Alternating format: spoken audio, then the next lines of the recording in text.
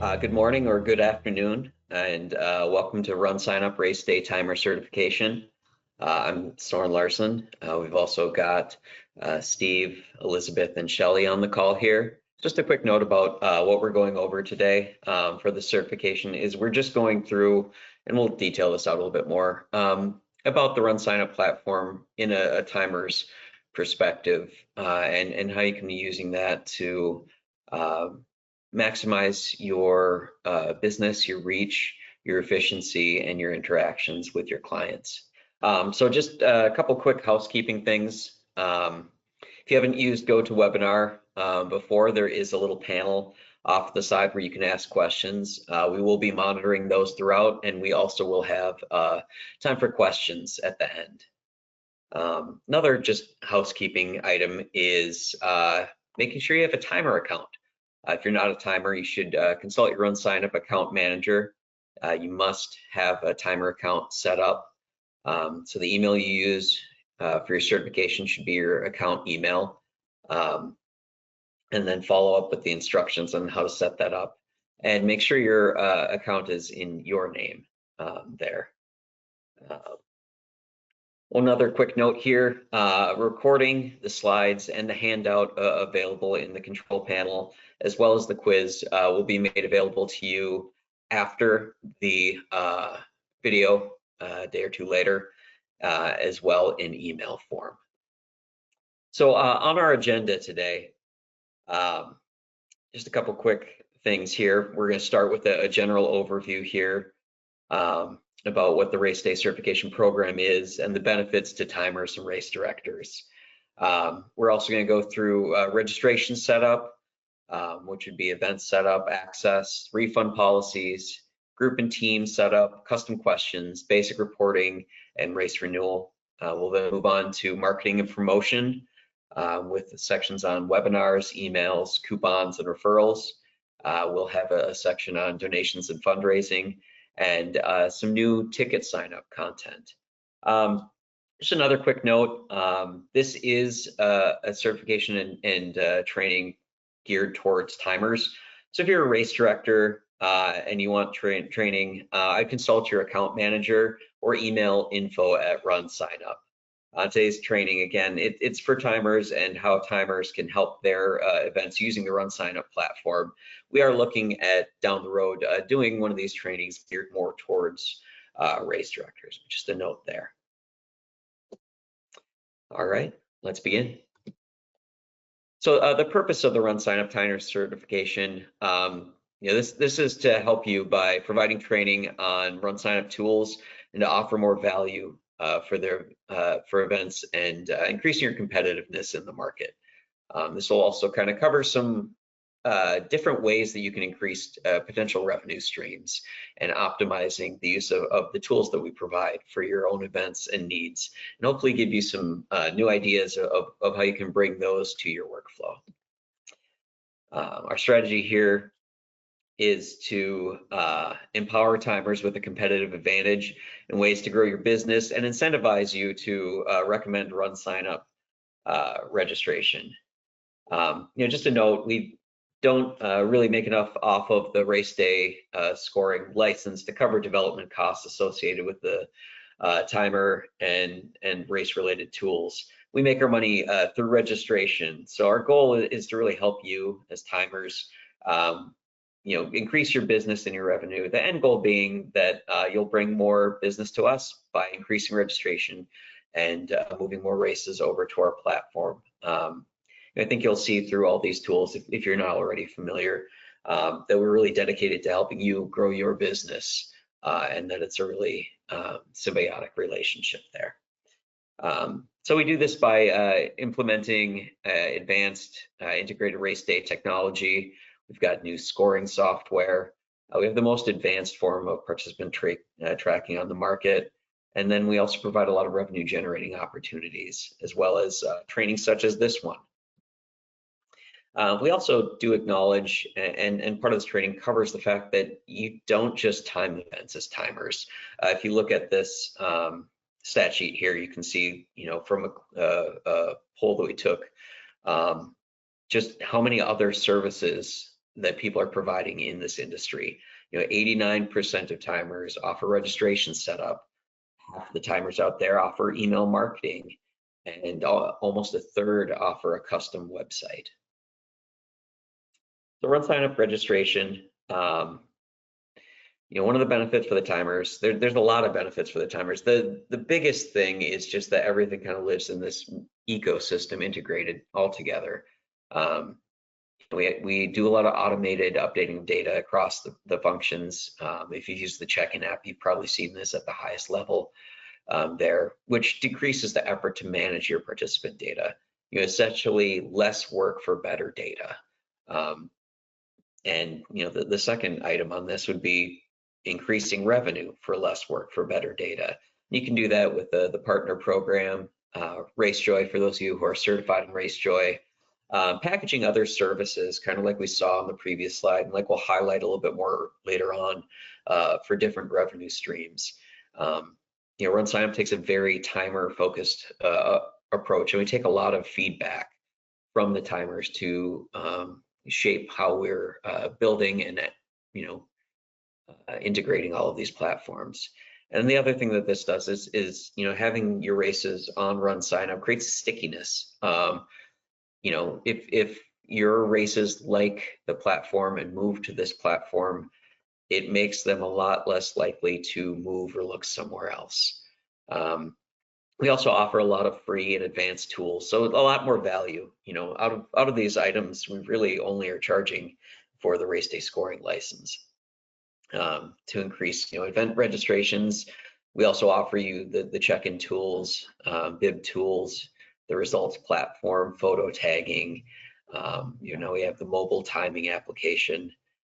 We offer you ways to do challenge and virtual results, and a lot of expanded revenue opportunities. Kind of the biggest one that I see as an opportunity that we'll highlight here is ticketing. And there's also benefits for race directors here too. Registration flexibility increases revenue. We can handle everything from very standard, quick to set up event to really complex items that might have transfers, that might have corrals. We can integrate virtual events and challenge events. We have donation and fundraising features, membership platform. If you haven't seen that, you should check out the new membership piece. And then ticketing, which we're seeing more and more in the timer space as well. We also offer you a lot of marketing tools, such as custom websites, email, registration referrals, coupons, and pricing tools. And then on race day and race weekend, we offer RaceJoy, the check-in app, bib assignment, quick results, and photo tagging and participant uploading. And when I say that we offer these things, we offer them for you to offer them as the timer and as the expert in this field. So a couple things to think about when we talk about expanding revenue using the platform as a whole. Think about registration as a service. With you as the timer being a main contact for these events and with these race directors, how can you add value? How can you add that stickiness? One way is to offer to complete setup and manage the race setup. You all know from experience that you want the best database possible so you can do the best job scoring and timing the race possible. And sometimes that involves taking charge of part of the setup. So making yourself a part of that process is a great way to be there for your events on more than just race weekend. If you don't want to be part of the setup, maybe look at being someone who does an assessment, provide guidance. You see a lot more races that these organizations put on, and maybe you've seen something go really well in a cool way here, and maybe you've seen something that needed a little bit of help to reach that next level there. So maybe offer some assessment there, and then encourage some additional registration options, teams, virtual fundraising, challenges, and donations that will increase the event's revenue, and which will really create a better relationship for you and the race, as well as increasing your revenue as a timer. Consider marketing as a service, marketing communications, setting up their website in a way that really makes it stand out and tells the story of that event. website or registration page, maybe help them with their email communication. What does their pre-race email look like? What does their post-race email look like? Registration's a cycle that's not just race week, and helping your events and races understand that and focus on these pieces makes you an invaluable part of their team as well. And then, look at some of these tools and ways to provide these services as an add-on. Some other examples here, maybe you have a level 1 basic marketing package where you do some website setup and management, and that includes the setup of maybe 3 emails or registration confirmation and 2 follow-up emails there that bring participants through that flow.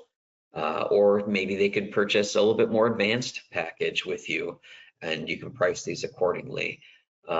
So it'd be level 1 plus setting up a referral program, plus setting up coupons, maybe managing some social media pieces for them. You can be a consultant to these races, and they already look at you and look to you as an expert in this field. So this is a way to apply this to their race in a context that's more than just timing and scoring. Some other options would be, registration setup and management, and that's part of the purpose of this training, is that you should be able to, through this, be that expert to set up registration, to set up websites and manage them, to set up instructional emails, referral programs, coupons, like I said on the past slide there. Some other services that we see a lot of timers offer that you could certainly consider here would be course route certification and setup, virtual event management, timing, scoring, and delivering of official results, kind of already being your wheelhouse there. Offering Race Joy for an interactive participant experience, offering race day and on-site registration, which really increases the number of registrations, putting the event in a position where they're comfortable leaving registration open and not turning anyone away. Training volunteers and staff on the check-in app for a more efficient race day check-in process. And then offering photos as part of the results package. You can look at communication as a passive approach here. So, websites and social media tools are really good ways to share and grow these things. Maybe offer races an opportunity to be in an email or newsletter. Say they could be offered as someone highlighted in what you send out, or offer to offer these services to races in your own newsletter as part of that. Consider adding a prompt to your signature line. Ask me how I can increase your registration. Ask me about Race Joy. Ask me about the new mobile timing platform, all of these things. And offer to do assessments or set up planning meetings. And looking at when to do these things to guide different approaches, best practices. If you offer these too late in a cycle, in a registration cycle, they may already be past that. But this is a great opportunity when you're meeting with your races and maybe talking about price adjustments that you've had to make for whatever reason, showing how much more you can do. And see if they want to add on any of these services, or maybe that they're time for a refresh on some of this. And I'm going to hand it off now to Steve Binghamhock. Thank you, Soren. And I am just going to go ahead and get sharing my screen here. All right, so we are going to dive into registration.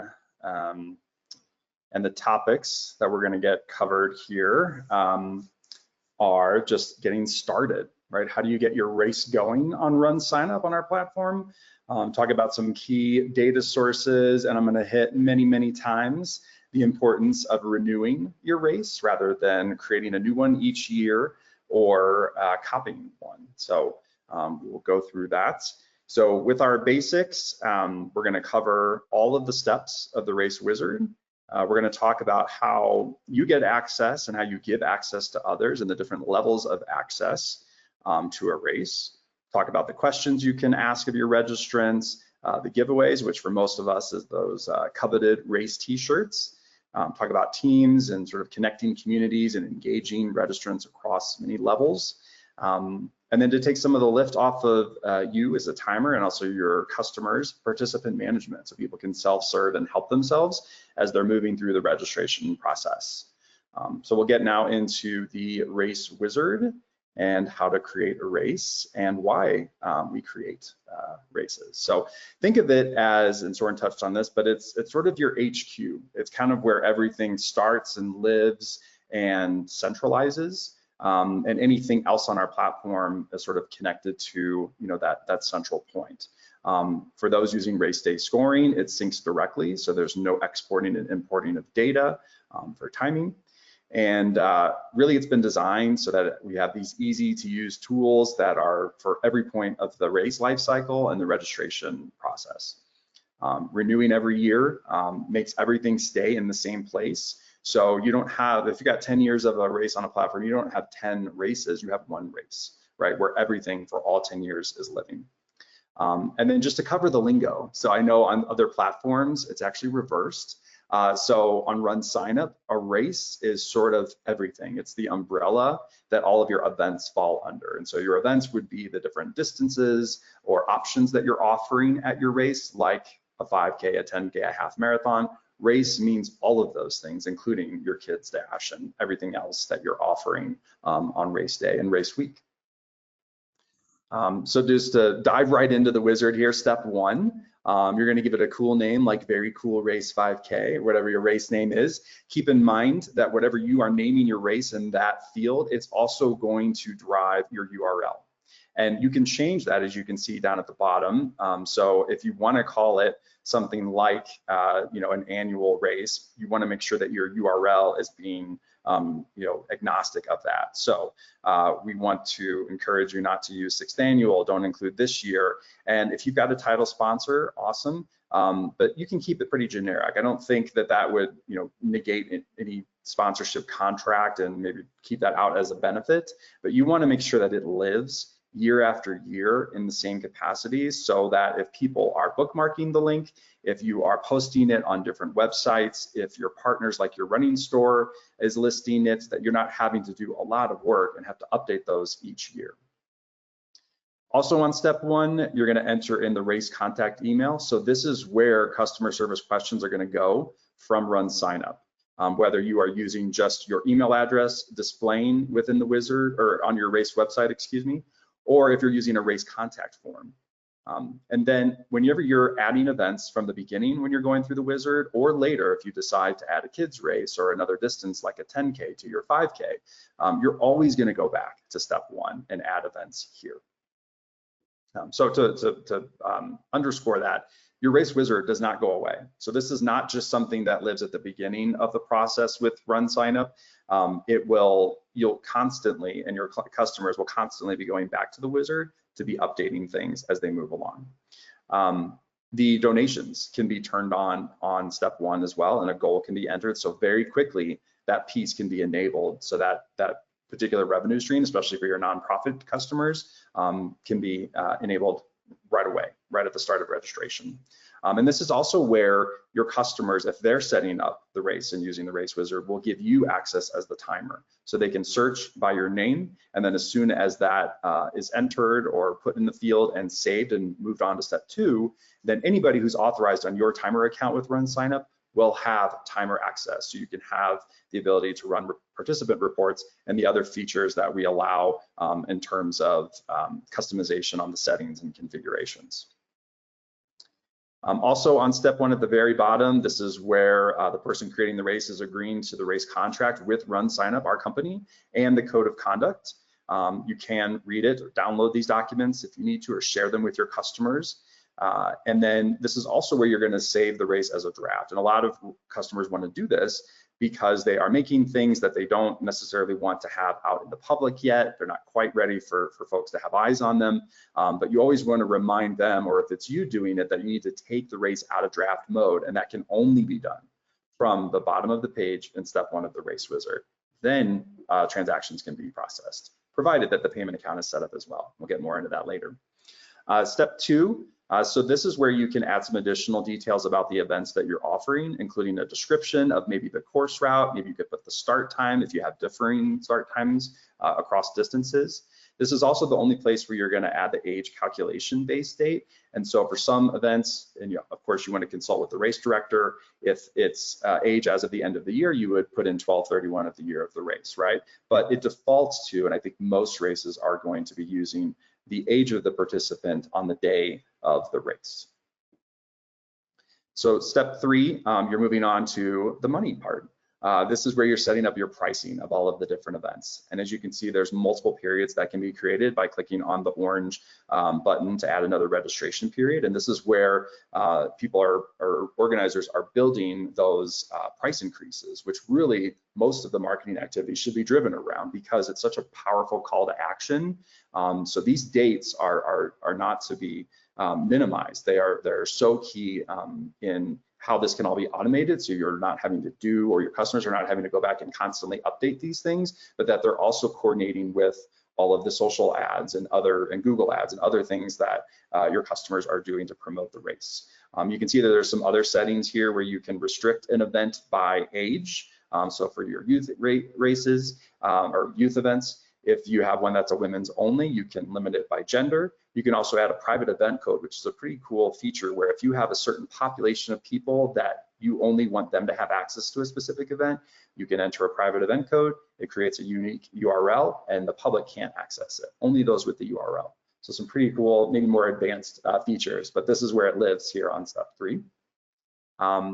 And then at the bottom of step 3 is the waiver. So the waiver can be customized. We give a default waiver to start with that works for most, if not all races, but there's an ability to enter additional parties that you might want to name that people are not going to pursue should something happen legally.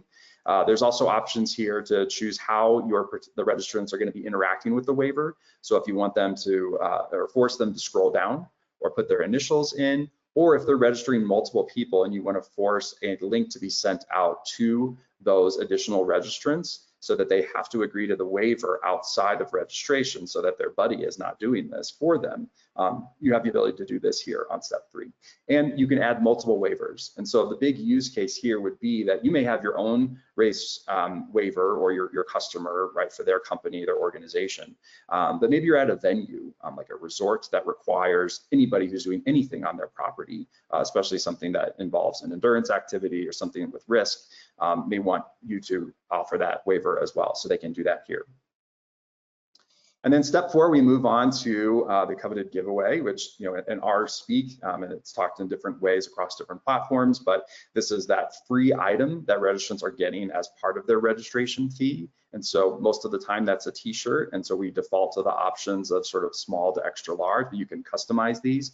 You can add fees if you want to charge more for a specific option. You could also offer different types of t-shirts. So maybe you want to have a unisex t-shirt as well as a tank top, and maybe the tank top is more expensive, maybe it's less, and so you charge a little bit more for the t-shirt. But these options are available here. You can also add links to the manufacturer so people can see what the chest size is. You can add images here. So this is all done here in step 4. And then moving to step 5, this is where they will customize the race page with a logo as well as a banner. And almost all the time you see a graphic or some sort of image that can be uploaded into the website. We're going to give help on what those sizes should be. So here I'll call it out though. For a logo, we need to be greater than 200 by 75 pixels, and the banner image 1200 by 400. So I say that very technical, but it's a very common question. And then also on step 5, there's some things that can only be done here and not in other places. And one of those is if you want to toggle on or off the contact form versus just showing your email address for people to reach out to. And sometimes that helps because if people are looking across sites and they're grabbing your email address, they can't do that if a contact form is, for somebody that might be, trying to sell you something or reach out in a way that you don't want them to. And then you can either display or not display the event tiles. One that I think is really common too is if you don't like the way the start time shows in the event tile, you can hide that here. The other customization that's common is if you want to call your event something else. So if this is a bicycle ride, instead of calling an event, you might want to say ride. So every time the word event would normally be used, the word ride is used, and you have both the singular and plural options for that. And then step 6, really important piece, and that's making sure that RunSignup knows where the money's going to go. So you want your customer to be able to do this step. If you're setting up the race for them and creating the wizard, there is an option to email them a link that they will then click on, or whoever in their organization has the financial information and wants to be the owner of the payment account, where then they can click on that link, go in, and then fill out the form with all of their information about their legal entity, their bank account details, and then some other information about the person that's creating this. We're PCI level 1 compliant. We use a third-party company, Adyen, that reviews all of these payment accounts.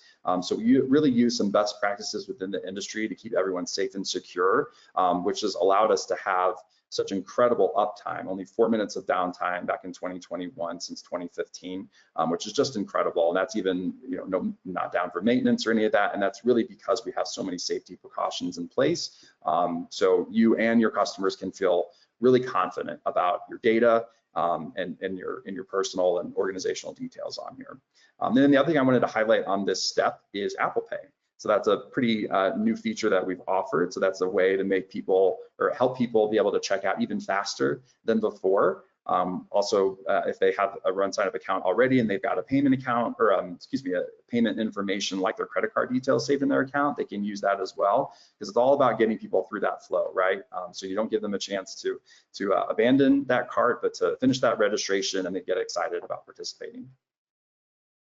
And then step 7 is going to show you that you're finished. And at that point, you have the option to go and view the way that your website looks right now with no additional configurations, or you can go to the race dashboard and start making some of those additional customizations. So now I'm going to turn it over to Elizabeth, who's going to talk about race access. All right.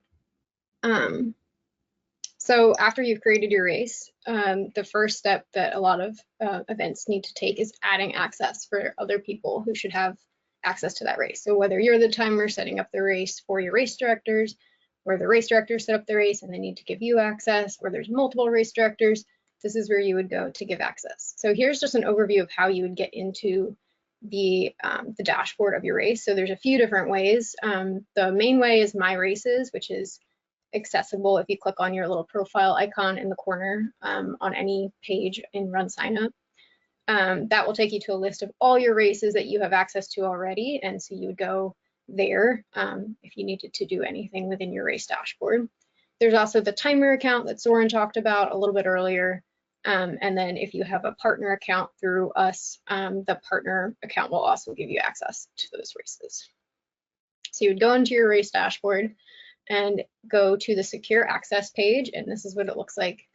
So you would add a race director up at the top there if you want to give somebody full access to your race. So you own the race, but you want to give somebody all the same permissions that you already have, you would do that right up at the top where it says race directors. There's also options to add dashboard page access to just specific pages. So if you just need to give somebody access to the promotion pages or the email pages, you can do that on this page as well, where it says dashboard page access. And then this is also where the API keys live if that's something that you use on our platform.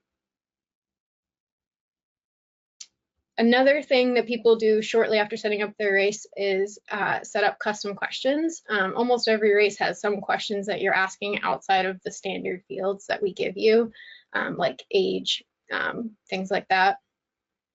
Some of these are kind of so standard that we give you a way to just add them right up at the top. So the emergency contact is one that we will just populate for you. If you go to that question page and click on standard question type, we can just populate a question like that for you.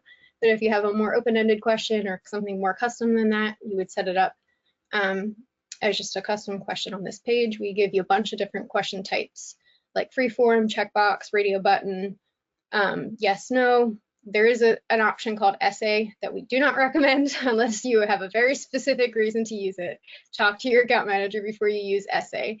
But any of the other ones are great options for how you would set up your question. You can also do some complexer. Go ahead. Oh, just one note from the timing side of things. In addition to not recommending essay, if you are using any of these custom questions to score off of, checkbox is not a usable question format to score off of if you're doing any filtering or selecting in race day scoring. Yeah, so that's something you would use only if you have like more of a data reason to collect, like how did you hear about this race, not something that you'd be using in the scoring process. You can also add images or requirements to questions, like only asking them for certain events or certain types of registrants. And then there's an option on there called internal question. That's a great little workaround for if you need to go back and update something on registration records. You can make a question private and then import data into that.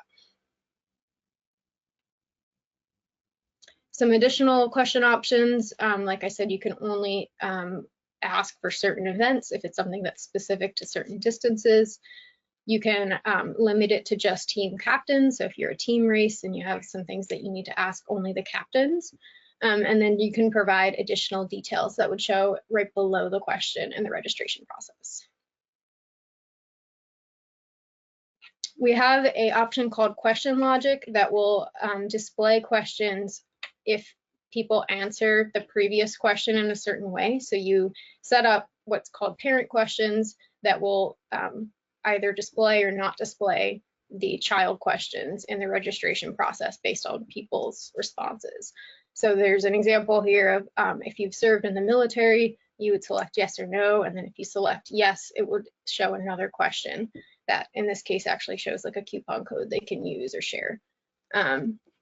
So things like that, you can use this question logic to only show to certain registrants. Another thing that actually gets set up in the wizard is our non-binary gender options.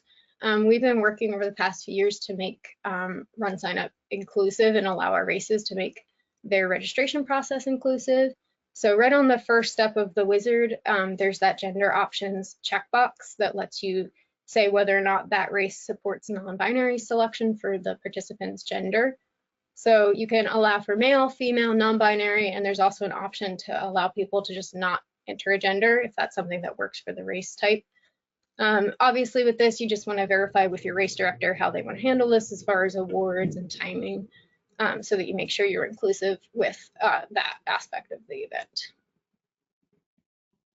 This is what it looks like in the registration path. If you have the prefer not to say, if you don't have that part turned on, you would just have the male, female, non-binary options there.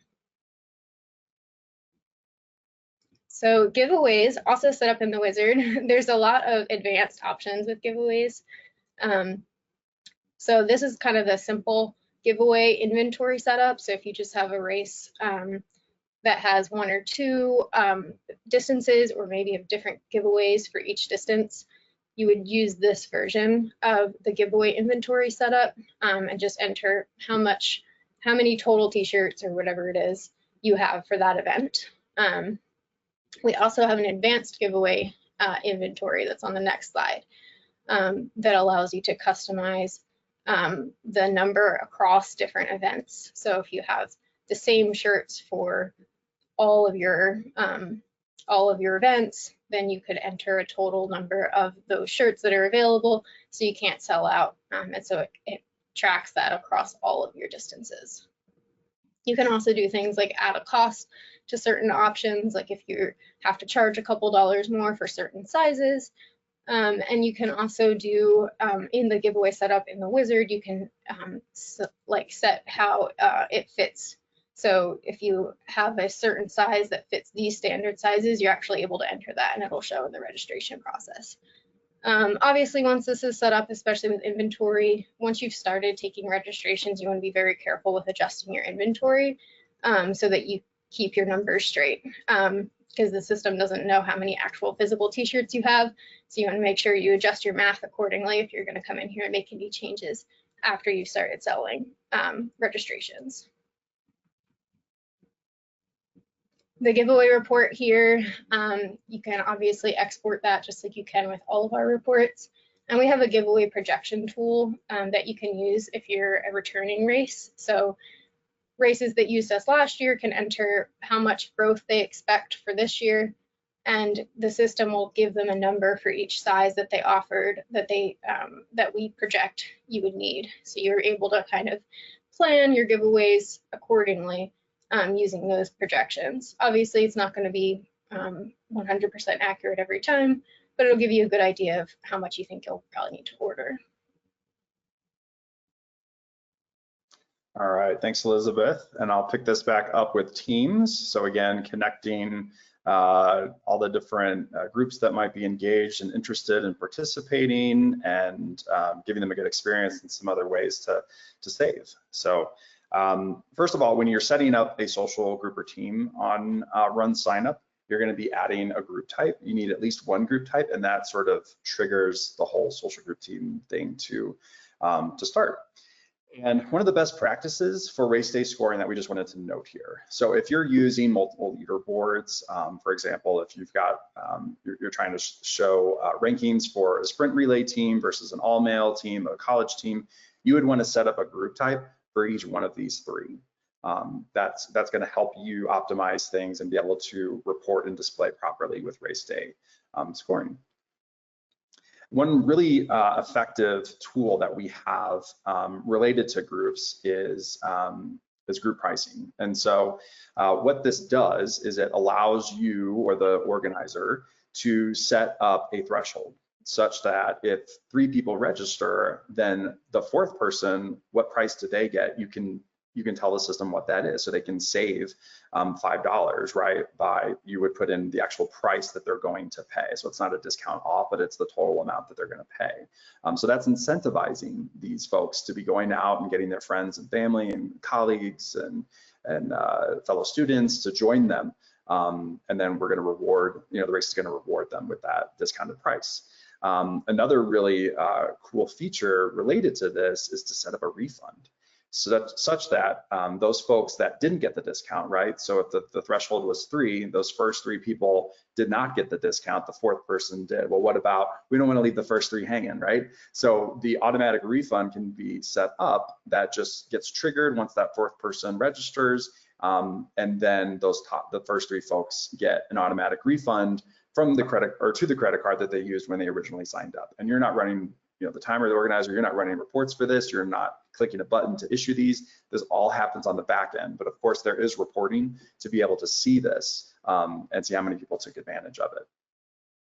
Another note here related to teams and pricing is relay style pricing. So it's very common, right, that a captain of a relay team is going to pay for everybody on the team. So here you would set up such that after the member number 1 joins the group, and pays the price. And so for that, and in this situation, you want to make sure that in step 3, where you are setting up your registration pricing for the relay team, that it is encompassing of all the team members. So if it's $300, for example, for 3 people, in this screen, you would be setting up after that first person pays $300, then member number 2 and member number 3, when they sign up, because you still want them to sign up, and that would be best practice, right? So you're collecting their information, getting their t-shirt size, getting their emergency contact information, getting them to sign the waiver.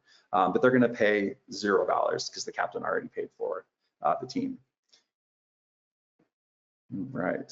And then we want to talk about sort of the 3 types of teams that we have on our platform. So the first one that I've talked about is that social groups and teams. And that's really important when you want folks to feel like they can sort of indicate that they're associated with a certain group, right? So some of it's just for like display purposes and maybe ways to track the number of members of a team if you've got a competition or your organizer has a competition for a largest team.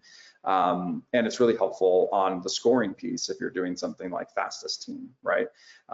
Then we have a second type called fundraising teams. So if your client's race is very driven by fundraising and really want to be enacting the peer-to-peer fundraising piece, which we're going to get to later today, and that's really the main drive, not necessarily the competitive piece. it might be smart to be turning on the fundraising teams versus the social groups and teams. Now, there is some rare situations where it could make sense to turn on both. So that pricing that I was talking about, where people can get discounts, is only related to the social groups and teams. And then, so it's not available on the fundraising side, but there's other incentives that are baked in on the fundraising team piece.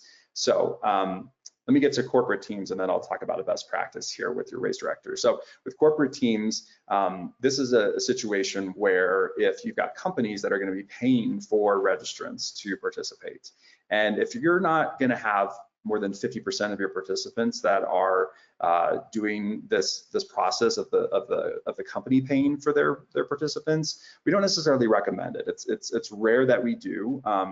So you want to make sure, and this gets to the best practice, that you are having a really honest and detailed conversation with the race director. When they say turn on teams, that is not just a button you flip on.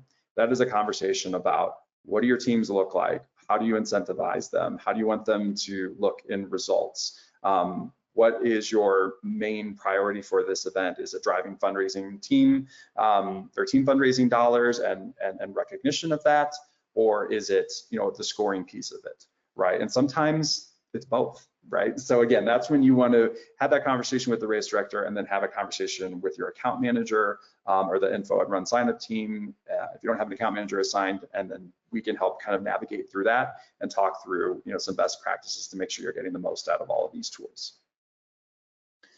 So another powerful piece on our platform is participant management.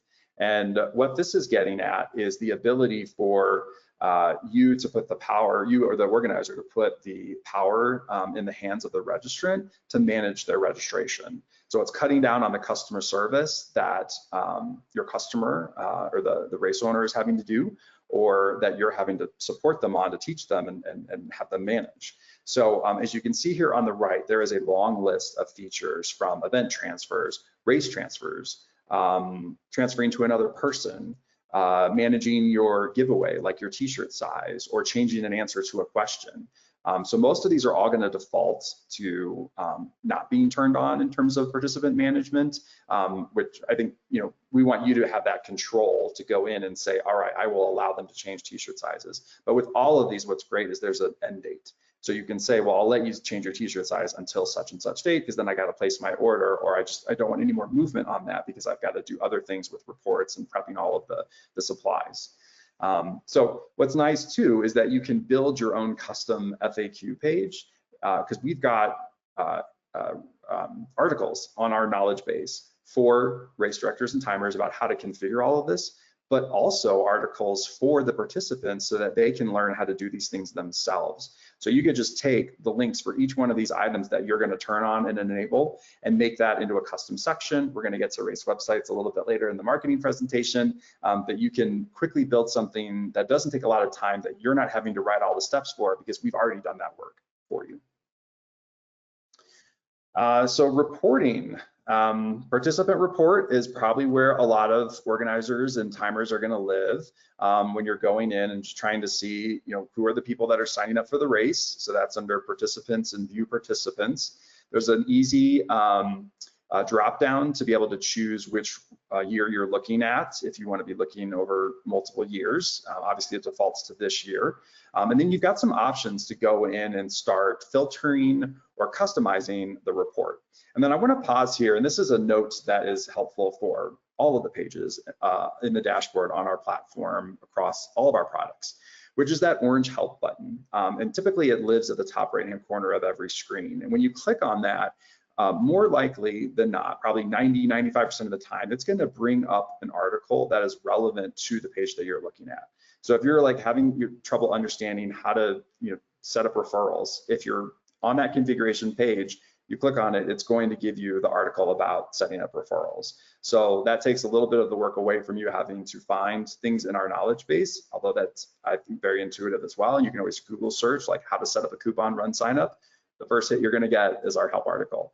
But just wanted to note this, and I think it's really helpful, and we're highlighting it on this slide because with the participant report, there's a lot of things you can do here to make this report work the way that you want it to. So again, I mentioned that there's a lot of things you can customize. So if you're wanting to look for different fields that you want to appear in a specific report, that's when you need to click on that Pick from All Columns tab, which is that bottom screenshot you see there. And that comes after clicking on Report Options Customize View, which is that top screenshot. And when you get that report looking the way you want it to, with all the fields that are most relevant to you as the timer or your client, you can save this as a default report. Now this is by the user, so you would want to coach your client on how to do this yourself, but you can make this for yourself, and every time you go in, you're not having to rebuild these reports. It's just set as your default. But you can also build reports and then save them, and then anybody who has race director access is going to be able to see those saved reports. So really, really powerful things to help people get information that they need without a lot of work. And then of course, we've got lots of export options. You can take down all of your data, or you can just take down the fields that you customized in that report and then the display you see in the dashboard. You can also bring down a report of daily registrations. You can build your bid labels from here. And then a fairly new feature that we've had is once you've created a custom list that has certain fields, like maybe, how many years are you a survivor, if it's, something focused on disease or cancer, right? Or some other custom question that you've asked.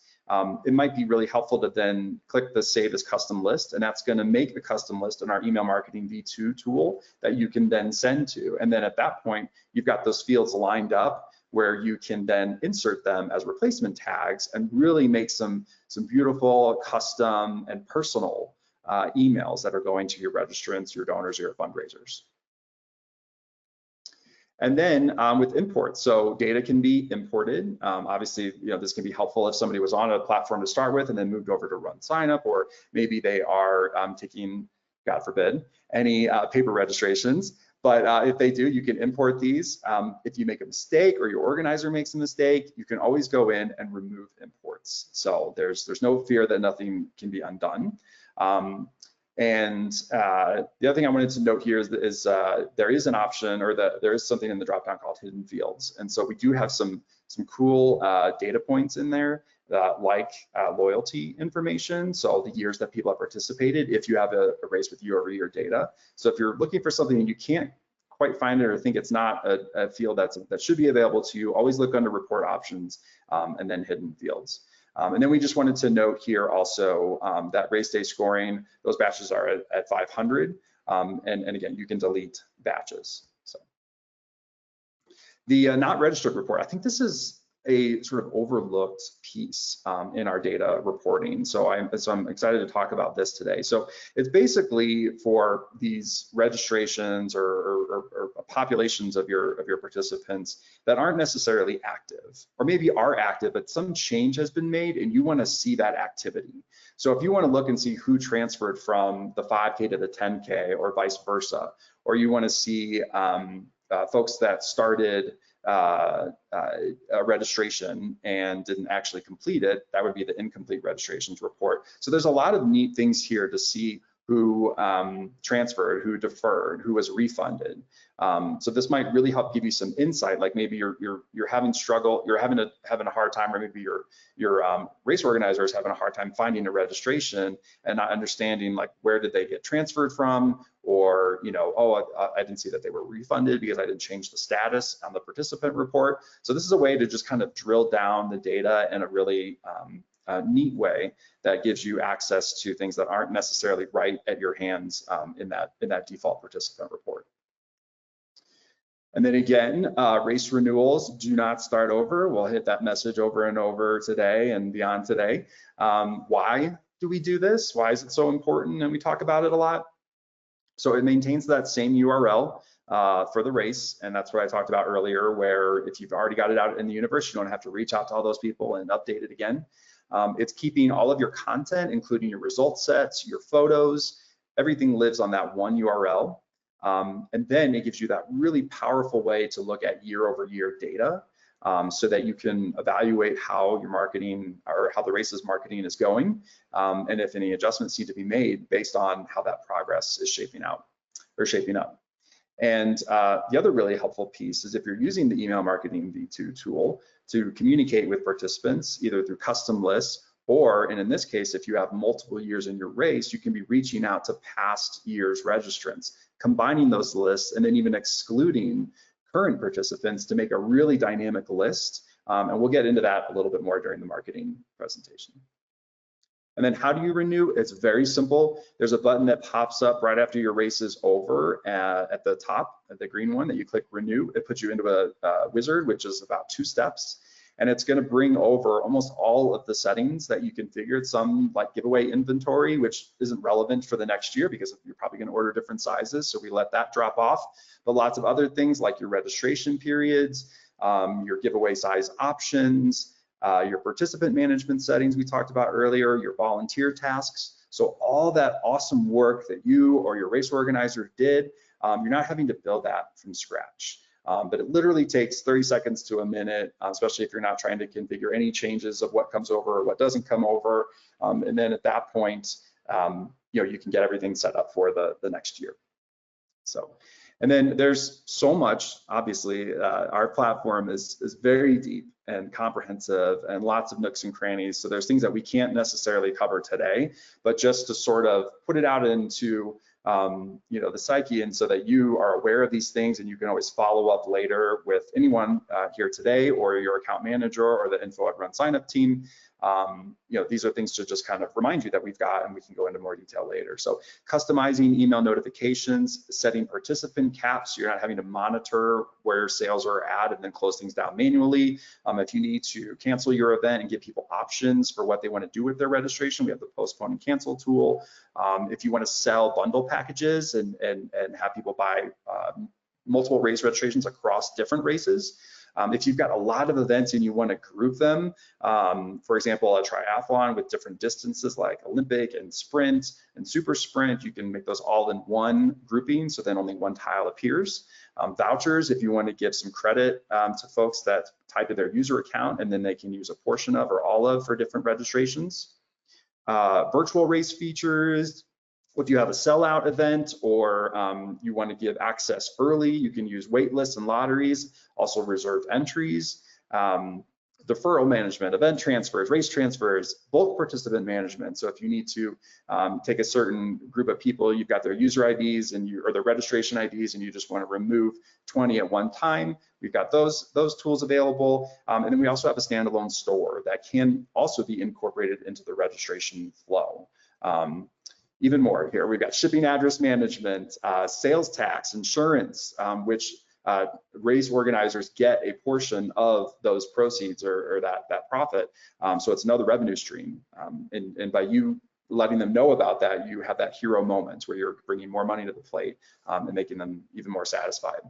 And then some tools on the sponsorship side. So a lot of things here that we can't cover today, but you've been made aware, and now hopefully, you can pursue those later if you'd like to. So I'll pause right here now and just see if we have any questions that we want to take from anybody while I get kind of set up here for our next section. We had one question come in that I answered in the chat, but I meant to talk about it when I was talking about giveaways. Somebody asked, is there a best practice for having multiple types of giveaways? Like if you're giving away a shirt and a pair of socks and collecting sizes for both.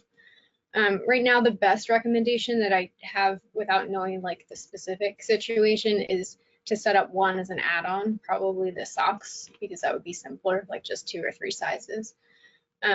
So you would have your t-shirt set up with the normal giveaway settings, and then you would set up an add-on for the socks, and it would just be 2 steps. People would have to pick their t-shirt size, and then on the next step, they would select their other giveaway size.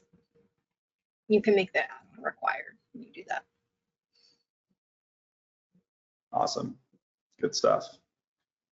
All right, well, let's just keep rolling. We're gonna now hit marketing, and I think these are, if you're a timer and an organizer, these are going to be obviously really relevant to you and your business and your success. But these are also things that, kind of Soren was talking about this in the beginning, but, these can be the points where you're differentiating yourself from other timers that, you could see as a competitor, where you're trying to help your customers, really shine and do things that are sort of outside the normal advice that you would give as a timer. So I think these are really important pieces. And so the things that we'll cover are just sort of at high level, what are the marketing tools that are available. We'll go into that email tool that I was talking about in the first section for registration. Referrals and swag rewards. We'll also talk about the different website options that are available, coupons for discounting, and then we'll go into some analytics and reports to see how all this marketing is working and how to adjust. So we'll start here with these tools, but before we get into sort of the details, we want to stop and just kind of pause about what is the marketing philosophy of RunSignup. So it's really important to us that you all know as timers, as organizers, that your data is your data. So we are not reaching out to your participants to advertise other races. No one has access to that. We don't offer blast emails about events coming up. Now we have the option on our website to find races and certain, you can put where you're located and certain date parameters, but that's really the only way, and that's just a search function. So, we want to protect your data, but we also want to protect the data of everyone. So that means that's, so it's not available to you, but it's not available to anybody else to be going after your folks. And then we really believe that the most effective email marketing is coming from trusted sources. And so that's why we have built all these tools like referrals, because we feel that if your friend or neighbor is talking about wanting to do a race on a social media feed, that's much more powerful than just a generic ad, right? Not that those can't be effective, but that way we're really putting the hands in, or the marketing tools and functions and sometimes the responsibility in the hands of the registrants. Which sounds a little risky, but what it does is it really means that you've got these people that are sort of working for you as ambassadors, if you will, and you're not necessarily paying much or anything for that. So, and the other piece is that technology matters, and so none of this matters at all if we don't have technology that's right at your fingertips, that's easy to use, and that reports can be run to determine its effectiveness, and then be able to make modifications and adjustments going forward through the marketing cycle. So, so this is, the marketing tools are self-serve. So your client, your organizer, they have the ability to get into all of this stuff. There's no way to necessarily turn that off, and I don't think you want to. But as a timer, you have options, and Sora mentioned this. So offer marketing as a service. So you could have this be an upsell, and some people would be very grateful for that if they did not have to manage that, and especially if they didn't feel comfortable knowing all of the nuances of it. The other piece is if you're not going to charge for it, you're just improving the relationship with your race. You're providing all this guidance, and then you just let them manage it, but you're giving them best practices and turning them on to things like new features from our blog. Again, you're still jumping in and having hero moments with them. And then we also have available the custom source tracking to be able to see where folks are coming from to the RunSignup site and activity through registrations by specific marketing activities. We'll get more into that. Google Analytics 4, if you didn't see recently, our VP of product, Allison Bickle, recently did a 3-part series on our race insights for it, as well as Google Analytics 4, how to set up a GA4 account. She actually goes through it with one of our customers' races, and then shows how it connects with the data. And this is really important, I think, for organizations and service providers like timers who have multiple races, and to be able to see on an aggregate level across multiple races how things are behaving online, and then to be able to help inform how you move forward to increase revenue. And then, of course, social media support. So we're going to get into more into this. Email marketing. So why use it? First of all, it is free. So many organizations, it is a common story where people have saved hundreds, even thousands of dollars by moving away from paid services and coming on to RunSignup and having all of their data live there. You can bring in unlimited contacts with unlimited data in those custom lists with those unlimited contacts. You can send as many emails as you want to as many people as you want. There's no limit. So those custom lists can be come in and managed and combined together. We do automatic deduplication. So if you're combining a custom list with what we call a default list, which is based on a transaction that RunSignup processes. So your list of current participants can be combined with a custom list that you imported, and then we'll dedupe that. So obviously people aren't getting multiple emails. And then of course it's integrated with RunSignup data. So if you're setting up an email marketing V2 to go out to current participants, but you don't want it to go out for another 2 weeks, it's going to send out to everybody who's registered, current participants, 2 weeks, the date that you scheduled it for, not as of the date that you sent it. So you're always using that real-time data. We're going to talk a little bit about email builder and the templates in this sort of next generation email tool. And then I'll hit really quick because we don't go really into more detail, but organizational email. So this is a completely new standalone product that we released in the last year or so, where it lives independent of races, but you can create websites, you can bring in and combine lists across races to be able to send emails as a company. So people that are doing multiple things with their email and want to just get completely off their paid service and do everything on our platform outside of races even, that's possible too. So we also have organizational websites, which is why I was fumbling with my words earlier, where people can build company websites. And it's just amazing what our development team is doing. So many amazing features and products coming out. Automated emails. So this is a really effective tool. This is in addition to some of those normal ones that you get, like a confirmation email after somebody registers. But you can set up here, we're showing a registration follow-up automated email. So you can set it with different time periods or intervals to set that it goes out 3 days after registration completes, and in this case also 14 days after. And this is where it's acting like a drip campaign. And you can talk about things that are really important as somebody moves closer to event day, talking about, how do you build your, the number of members on your team? How can you use social media to aid you in that goal? Promoting the referral rewards program, reminding people that they might get a refund if they share their custom referral link and ask their friends and family to sign up, or remind people about fundraising deadlines. And so these are really powerful tools that you can set and kind of forget.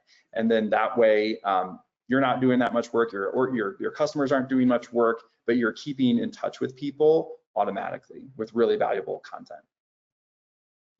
Another cool piece of our email marketing V2 is this pop-up. And so this is a way to capture information about people that are visiting your website, even if they don't process a transaction or even start the registration process. So they can fill this out. There's some customizations. We always recommend having just a bold, short title. You want to talk a little bit about, if I sign up for this, tell them, what does that mean? Are you going to get a monthly newsletter or a quarterly newsletter? Just to kind of ease any worries about what they're getting into by signing up with this. You can add a call to action button, and then you can also determine how it's going to behave. So when does it come in? Is it going to slide in? Is it pop up? And maybe when they're about to leave, so it can be a time delay, it will appear and sort of create that, additional eye movement, right, to stop them from moving to another tab. And then really important here, in all bold or in bold here, is don't forget to email that list. You're collecting really amazing information, and it's happened more than once where an organizer or a timer has forgotten that, oh yeah, we turned on that pop-up. What are we doing with that data? So that needs to be incorporated into your marketing activities and make sure you're reaching out to those folks. So getting into actually sending an email through email V2 is you can start by just starting from scratch, literally just a blank palette. We do have a footer and header that comes in automatically, but then you can go in and build all the custom pieces after that. Or we have a really basic one that just kind of lays out some text fields. Or if you've got an email that you've built in another platform and you're able to export the HTML and bring that in, you can do so, and then you can start modifying it inside our platform. The other really powerful piece that we've brought in is this pre-built emails tab. And so using feedback from lots of organizers and timers and even our internal team, we have built these emails that sort of serve as templates that can really help yourself as timers or organizers who maybe don't even know where to start. Like, okay, I know I need to send out an email on Monday of event week to give them all the details about parking, give them their bib number if I'm pre-assigning bib numbers, remind them of what age and gender we have on file for them, get ahead of all of those changes and reduce those lines at your registration tent by giving them these personal details, and we kind of lay out what could be most helpful through these templates. And then this gets to the custom tag mapping. So we're calling these replacement tags. And so when you are bringing in, when you're importing a custom list, you can bring, again, unlimited fields, and then you can insert those within the email. Let's see, and you can do that through a CSV upload or just a single entry when you're uploading your contacts. Just wanted to point that out as well. And then your custom tag mapping with your custom list. So here's where you're choosing which list is then going to be pointing to these custom tags or these replacement tags. So you just want to make sure that it's only going to allow you to put in replacement tags depending on the list that you've selected. So you want to be really careful if you're sending it to a custom list and a default list, because you might have fields in your custom list that the default one does not. So just be careful about combining those lists and then what tags you're actually dropping in. So here's kind of showing how it's mapped, right? So when you put in a replacement tag, those percentage signs is what is indicating, what field is being brought in. And what's great is when you're typing and creating content in email v2, and you hit the percentage sign or type the percentage sign, a dropdown comes in right where you're writing the email in the text box. And then you can choose from available replacement tags. It's not going to show you anything that you can't put in. So if you don't see a field that you want to put in, it's probably because the list that you've selected, your recipient list, doesn't have that information. So that's a good indicator to think, maybe I need to adjust my recipient list, or maybe I need to import a new custom list that has that information. And then on the right side, it's showing what the first name looks like, and in this case, Matt is the name that we're pulling in. So the race website, you don't have to maintain another website for a race. Your customers don't either, and this is another way to help them save money. RunSignup websites are free. A website is created when you go through the wizard, so that as a custom URL right off the bat, and it's giving you content pieces from the beginning based on the things that you answered in the wizard or they answered. And this is marketing for the race 24/7. The optimization for search engines is incredible. I myself organize some races, and I do have a separate website, and that is common for many people, that you don't always have to have just a RunSignup website. But I've spent a lot of time on that other one to have certain content on there, and it's always number 2 on the list because RunSignup is number 1. And that's okay with me, because I want to be able to drive people to the link where they can start processing transactions and increasing our revenue. And building the sites in general, I mean, off the bat, we spent so much time, our developers, on just the UX and what these sites look like, but using a tool that I'll get into more in a second, the cover pages makes it for a really professional look. And what's nice about the website is that it is bringing in elements automatically from your race settings, things that you've put in the wizard, like your race name, your date, your race description. So you're not having to update all kinds of static text all over your site like you're doing with maybe a WordPress site. You're just changing some settings, and then that rolls through multiple places in your website on RunSignup. So there's less human error, and obviously there's time that's being saved when you're only having to update things once and it trickles out to other places. Another really cool feature is bringing over your own custom domain. So if you've been using a website that's been pointing to another platform's site or a different page, you can keep that with you. So that keeps people going to that same location. We offer for free, there's no additional cost for the SSL certificate that's included. It is mobile responsive, again, optimized for search engines. And again, it's going to connect your race data. So you're getting the benefit of having this sort of vanity URL that people know and are used to, but still have all the value that comes with using a RunSignup website and it being tied to your data and your other content. So then when you get into customizing your website, you do some of that in the wizard, right? When you add your logo and your banner image. But when you go to race and race website within the dashboard, you've got other options to customize. So you can make a horizontal or vertical template. We default to the horizontal. Under the custom color scheme, so we give several default color options, and you can choose one of those. And some of them are themed for like fall or maybe 4th of July. But you can go in and add all of your own color codes to make sure that this thing is really speaking to your brand. And what I recommend is that you play with this a little bit. So sometimes you look at this and it's like, all right, there's color 1, 2, 3, and 4. I need to have them all different colors, all 4 different colors that are part of my brand. Not necessarily. You might want color 3 and 4 to both be green because that makes the site have more of this spring feel. So play with this a little bit. And what's great about the way our sites are developed is that they, there's code baked in to help all of these colors and text, whether it needs to be white or black, so that there's proper contrast, and that we're thinking of our accessibility population, so making sure that those that are visually impaired are able to see things as best as possible. And all of those things are happening just by doing these slight little customizations on your end. All the back end stuff is coming in to make sure that the site looks beautiful. So this is just showing here, and I know a lot of people ask this question about like, what is the size, the perfect size for your race banner when you're configuring that, and it's 1200 by 400. So I'm pointing that out here. This is the one that we used for the Vancouver Trail Run, one of Matt Sinclair's, one of his test races. And then adding content to your page. So you can add as many custom sections as you want. It could be the race day schedule, could be your course route, it could be directions on parking. And then you can organize all of these pages to be in drop downs or other top menu headers, but just so many different ways to create a site that contains all the content that you need. Why cover pages? So they're visually appealing. You can integrate video and images.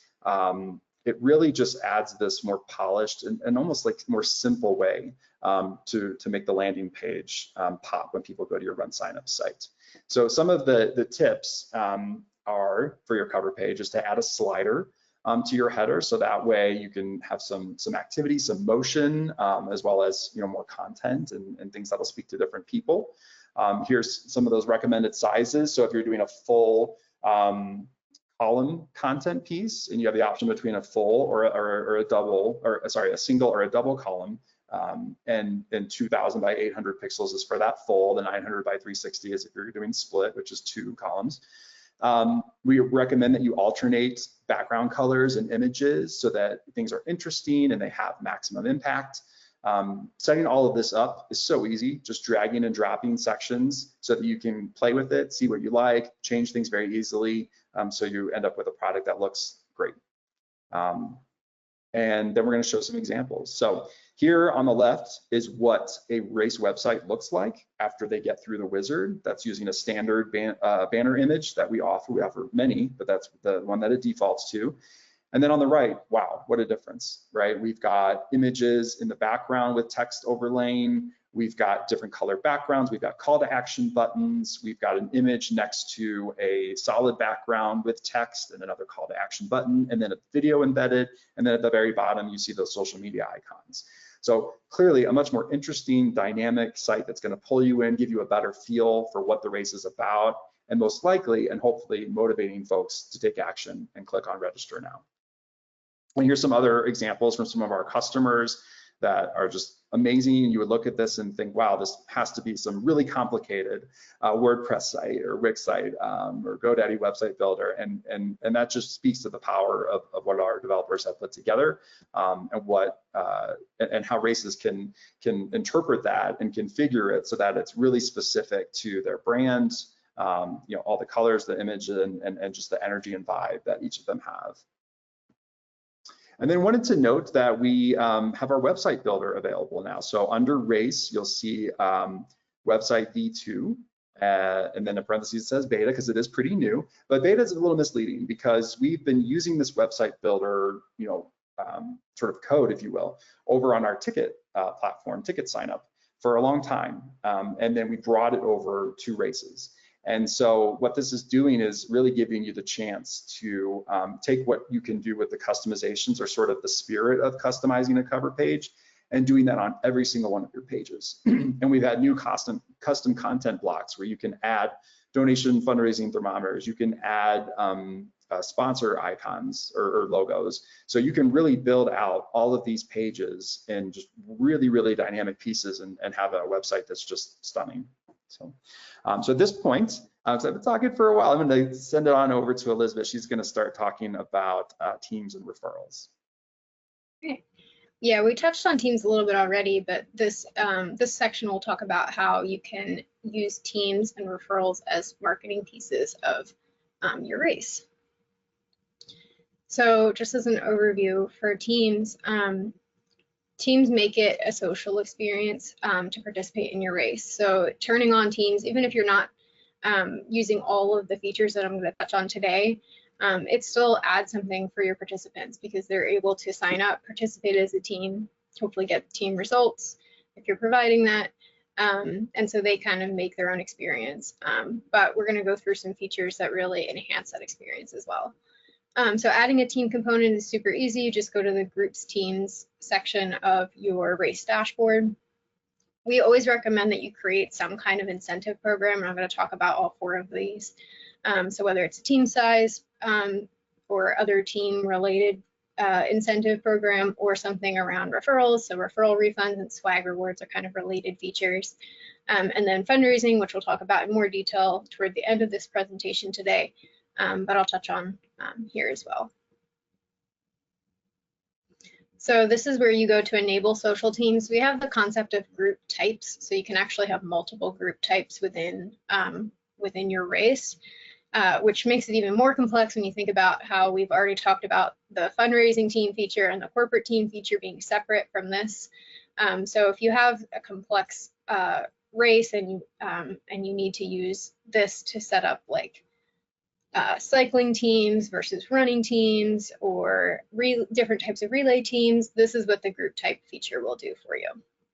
And you can enter a short description there. This is what it looks like to register for a team. So this race doesn't have it required, so you can select no team. But if teams were required, that option wouldn't show. And you can also set whether or not it's the default to join a team if it is optional, so you get more people selecting that option. Team size rewards is in the team pricing section. So you can see at the bottom there where to go for that. It's the team pricing setup page.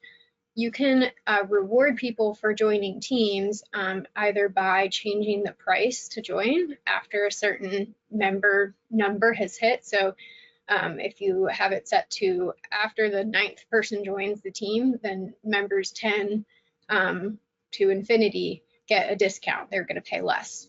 So in this example, it's $15. Maybe it was $20 before. The other way is to reward the people who are already on the team. So you can do a refund to the people who registered before registrant number 10 joined the team.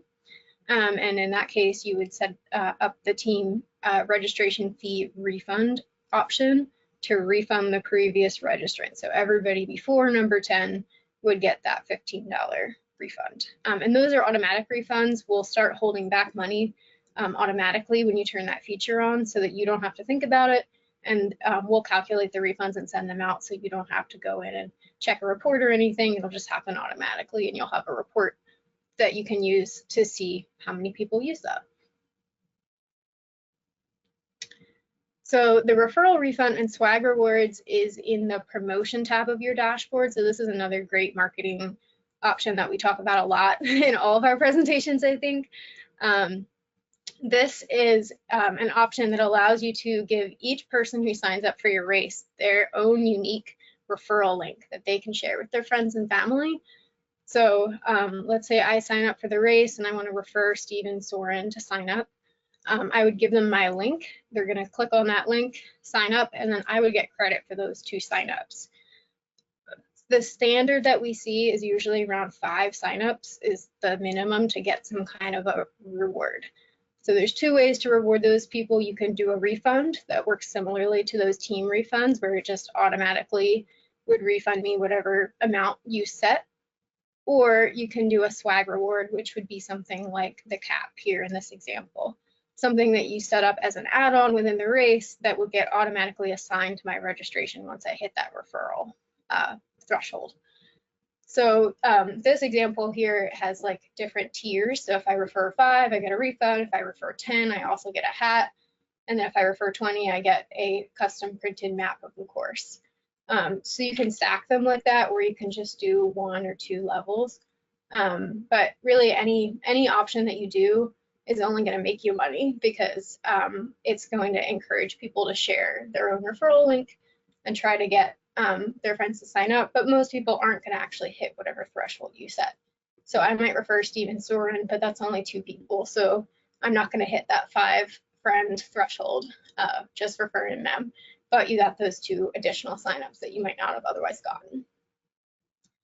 We found that 5% of transaction dollars came from referrals last year when it was turned on. So we just looked at the races where it had been turned on. So that's a pretty significant number when you think about how many races probably don't even use this. So it's definitely worth it to test it out on your races if you're not using this already. So these are some steps to get the most out of referrals. Step 1 is to set up referrals. That's in the promotion tab. If you go back to that last slide when we send these out, you can see exactly where to go for that. Step 2 is to promote this. You really won't see any results if you're not promoting it, if people don't know about it.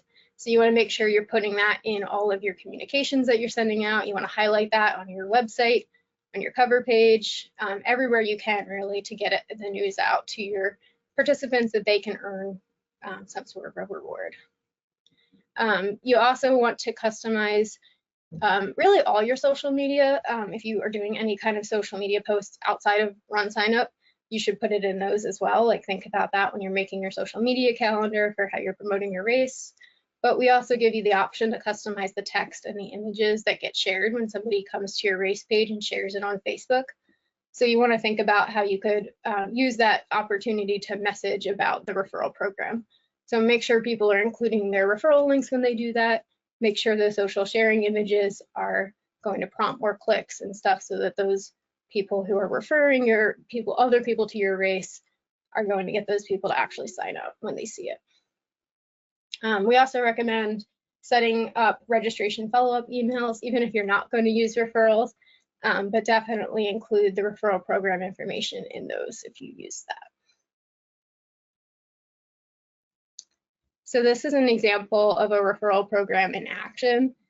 There is a little pop-up at checkout that's on the left there that has the information about referring your friends, and it gives a little prompt, and it actually spells out exactly what you get at the different thresholds. Always good to tell people exactly what they're going to receive to kind of motivate them. And then the link there in that pop-up is their custom referral link. So that is what I would have to click on to get the person who referred me their credit. So, and then in the follow-up email that I receive after I sign up, I'm going to get my own referral link, and that's how people receive their link. So again, just wanting to go into all of your emails that people are receiving, whether it's automatic or something that you are setting up, and making sure you're calling out where that referral link is and how they use it.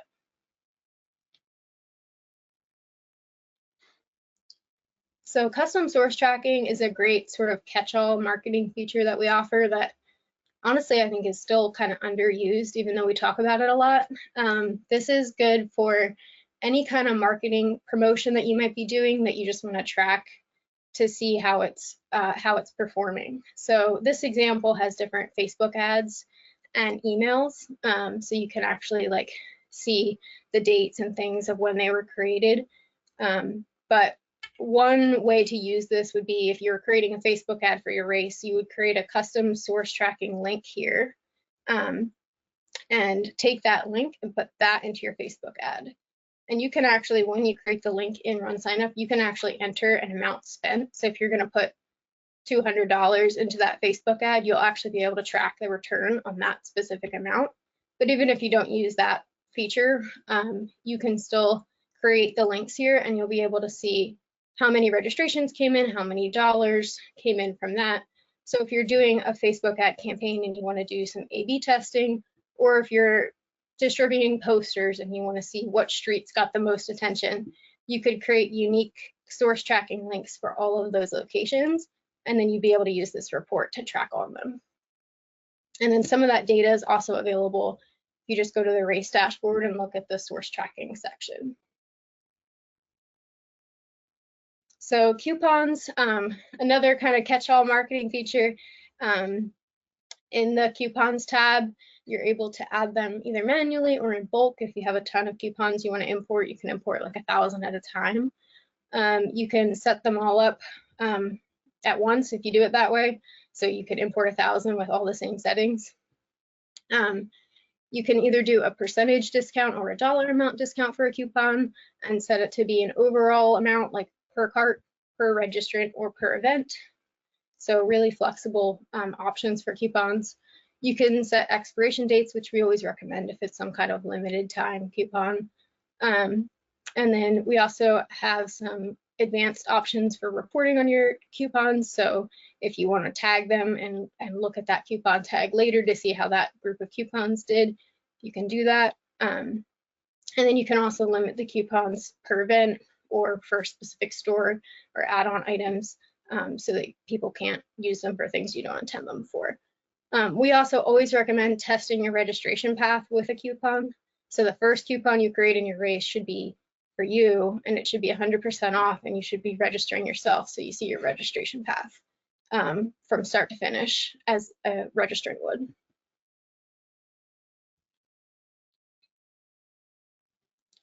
At the bottom of the coupons page, there's a little button, it's kind of easy to miss, that says something about auto-applied coupons. I think it says create auto-applied coupon URL. And when you click it, you get this pop-up on the left. This would allow you to enter in one of the coupon codes that you've already created, and it'll spit out a link that will include that coupon code in the link. So when I click on that link, it'll auto-apply that coupon, so I won't even have to know what the code is or type it in. It'll just automatically be applied when I get to the checkout screen. So that's great if you're doing some kind of promotion where you want to hand out QR codes with some kind of small discount, like 5 or 10%. Or if you want to do something like on the right where they actually have embedded a button in their page on their website that has a coupon built into it. So if you click on that button, you're going to get 10% off. All right, thanks, Elizabeth. We're going to finish out our talk about marketing with analytics here. I mean, there are so many things that I could say this about and probably do all the time, but so many powerful tools on our platform. Our race insights that you're going to see immediately when you are in your dashboard for a race definitely ranks up there as one of the top ones. So being able to expand and see your signups and compare year over year, looking at the different activity and behavior that's happening on your website, where people are coming from to get to your RunSignup site, and then being able to customize that dashboard so that you're getting all the information you want in the right order and the way you want it displayed. So here is an example where the signups piece has been expanded, and I can see how many registrations I have as of the date of the screenshot versus last year. And then that very most important line that I think most people are looking at, your organizers make sure they know about this, where it says with 106 days remaining, right above the total dollar amount. That's always going to compare where they were at the previous year with the same amount of days before race day, and gives you a really nice insight quickly about how you're doing. I know people that spend a lot of time on Excel reports trying to get this, whereas we're offering this right to you within milliseconds, if you will. So this is just showing the different tabs that are available. So just that overview that's showing your page views, your signups, and your transactions. Then you can click on each one of those tabs to get more information. So about your transactions, sort of promotion, like people that are coming back, referrals, coupons, loyalty lists, then demographics. So seeing who these people are as far as gender and age and what cities, and then registrations more about what's happening when they are registering and sizes that they're picking on their t-shirts, for example. So if you scroll down on that landing page, when you get into your race dashboard, you can see the source tracking, which Elizabeth was referring to earlier. So here I can see where are people coming from. Obviously, this is for the Colorado Springs Marathon, so it's coming directly from the standalone website that's pushing them there. And then I can see the other sites that are coming along. And sorry, so the other thing that this screenshot doesn't show, but if I've created emails in Email Marketing V2, it's going to show specifically from each email what kind of activity I'm getting. And then if I've created those custom source codes, like different ones for the posters I'm putting around town or specific Facebook ads or Google ads I'm doing, I can see the behavior and the signups and the transaction dollars that I'm coming. So all of that is just automatically right in front of you available. And then as you scroll down, there's more information, giving you some cards with information about donations, transactions, referrals, and then you can see some additional charts and graphs, and you can customize this again so that it is giving you what you need right away in the order that you want it. So then if I step back a little bit and just look at sort of basic marketing features that we can't go into super detail on, but you can look at different links that go to default pages like donations, registration, results. Within that links right under promotion, as well as getting QR codes and codes for texting. Then I can add my social media links to the different pages that are relevant to this race or my company. Referral tracking, I can set up referrals as well as get reporting. Then the custom source tracking is also located under here under promotion, and then some advanced conversion tracking. So making sure that you're putting in the pixel and the conversion API from your Facebook page. And then we also have TikTok, and then referred to earlier about Google Analytics 4. So putting in the ID for that and making sure all of these things are speaking and giving you really powerful data. And then things that we do not have time to go into, but and some a little bit that's redundant as well. But you know, custom URLs and domains, free email marketing, the social sharing customization, so that when somebody puts a link in a text or on a social media platform, what is the image that appears and what text appears? You can customize that. An integration with MailChimp, targeted marketing lists. We talked about custom coupons, and then Soren referred to this earlier, but memberships. So if you are following our blog, and you should if you're not, you're seeing a lot of activity over the last year in development, and more to come on memberships. And that's another way to sort of drive revenue and get people plugged in and aware of races that are within, you know, your sort of timer sphere or your clients. So that concludes our marketing piece. And so we're going to move now over to, and while I'm getting set up, I'll pause in case there's a question or any housekeeping that the team wants to bring up. But now we're going to get started here in just a minute on fundraising. Is everybody okay and with me now? I know this is long, but coming out of this, you're going to have a lot of valuable information. And also shout out to those that are watching this on demand. We're happy to have you here, and hope you're getting a lot out of this. For those with us live right now, remember, if you have any questions, put them in the questions field in your control panel here with GoToWebinar, and I know that the team is responding. And if you know, we don't get to anything today, we'll always follow up with everybody following it. So. All right, well, in the interest of time, in case someone interrupts me, we're going to keep moving forward. So fundraising, we're going to cover why should timers care about this, and we know y'all do, but we'll just hit it home about that. Talk about how to offer just that simple donation collection, what charity partners, that tool within our platform, how that functions, individual and team fundraising pages. We'll talk about some more best practices, and then we'll even touch on TicketSignup as well. So why fundraising? I mean, most races are fundraisers. I think that's kind of how this whole industry and our world was born, right? Or they at least have some sort of connection with nonprofits, even if it's just trying to get volunteers from nonprofits to come. So, but helping nonprofits raise more money, that's going to help everyone. Everyone's going to be happy because you're going to be driving revenue. It could expand out and mean more registrations. And if you're charging, you know, by the number of registrations, which most timers are, you know, that's going to bring up your revenue. And so if they're happy, the nonprofits, they're bringing more donation dollars in, they're going to be coming back to you, especially if you were coaching them and giving them little things. And it could literally be 2 little suggestions over the course of your work with them that could really go eons or make a really big difference as they're looking to, you know, hire you again for the next year. It helps data be clean and ready for results. The check-in app can be used with fundraising elements involved. So when somebody's checking in, you can even have fields there for how much they've raised. Your nonprofit customers will love that. And if you have a customer that is struggling, you're not alone on this. We get that this may not be in everyone's wheelhouse, or maybe there's just not a comfort level, or you don't feel like you're the person to advise them on how to increase their giving. We can help with that. And then just wanted to note here that donations are always processed at 4%. So simple donations, some groups get a little bit worried about, they feel bad asking, and you know what, you just need to ask. It's such a simple little thing to include in the registration flow. And I think people want to support, worthy causes. And so if you're putting on a race for a cause, you should feel confident about that and give people the opportunity to help you and support you. So here you can customize the image that appears for the organization that's being highlighted. You can give a description, and you can even put in donation levels that people can just do a one-click on, or they can input a custom amount. The setup of the donations we talked about in Race Wizard step 1, you can do automatically, but if you don't do it there, then it's going to live on the dashboard under donations and setup.